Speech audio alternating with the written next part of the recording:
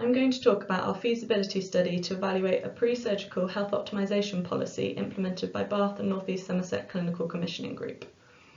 In Bath and North East Somerset, the standard osteoarthritis pathway for patients who present to their GPs with potential requirements for hip or knee surgery is referral to a team of physiotherapists for 6 weeks of treatment, followed by a decision about whether onward referral for surgery is still required. In late 2017, the local CCG introduced a health optimisation policy, also known as the Getting Fit for Surgery policy, whereby smokers or patients with a BMI of 30 or greater were supported to stop smoking or to lose weight for 3 months prior to treatment via a programme called the Healthy Lifestyles Programme. The aim of this study was to evaluate the feasibility of collecting, linking and describing routinely available data on characteristics and progression through this pathway for patients eligible or ineligible for health optimisation. As part of the wider project, we also investigated the experiences of implementing the new policy from the perspectives of clinicians, commissioners and patients, but these qualitative findings aren't covered in this presentation. Data collection and linkage was reasonably successful, with data brought together from 7 different sources.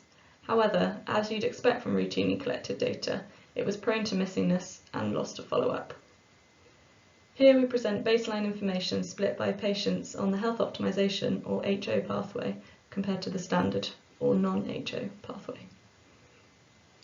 Age and sex was similar in the 2 groups, with just over 60% female and an average age of around 70 years old. However, deprivation was higher in the HO group, and there was also higher proportions of patients requiring knee rather than hip surgery in this group. In terms of eligibility, 11% of the HO group were smokers compared to just 2% in the non-HO group, and in fact these 5 patients should actually have been on the HO pathway. The average BMI in the HO group was 33 compared to 26 in the non-HO group, so most patients were on the health optimisation pathway for a high BMI rather than for being smokers. The first thing to mention here is that of the 184 patients in the HO group, only 51 patients, or 28%, actually accepted referral onto the Healthy Lifestyles programme. Patients who did not accept referral could choose to try to quit smoking or lose weight on their own, or to just not engage at all, but either way they still had 12-week delay to their progress through to physiotherapy and potential surgery.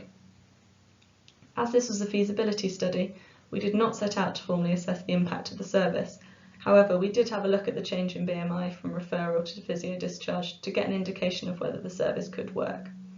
As expected, there was little change in BMI for patients on the standard pathway, with a median and interquartile range all of 0. Patients on the HO pathway did lose some weight, with an average BMI reduction of 0.5 for those who did not accept the Healthy Lifestyles referral, and 1.3 for those who did. However, you can see from the numbers that there's quite a lot of missing BMI follow-up data, which means we might not have the complete picture here.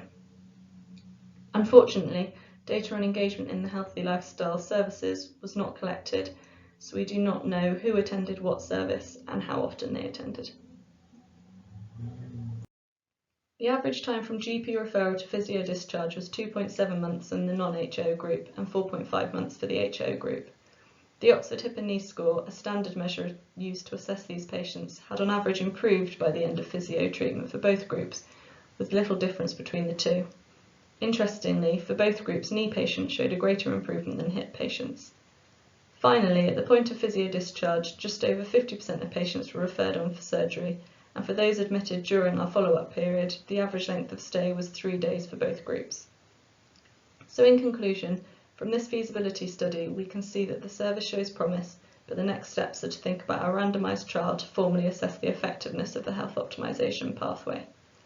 The low uptake of the Healthy Lifestyles programme will need to be addressed, and socioeconomic inequalities should be considered. Thank you to my co-authors, and thank you for listening.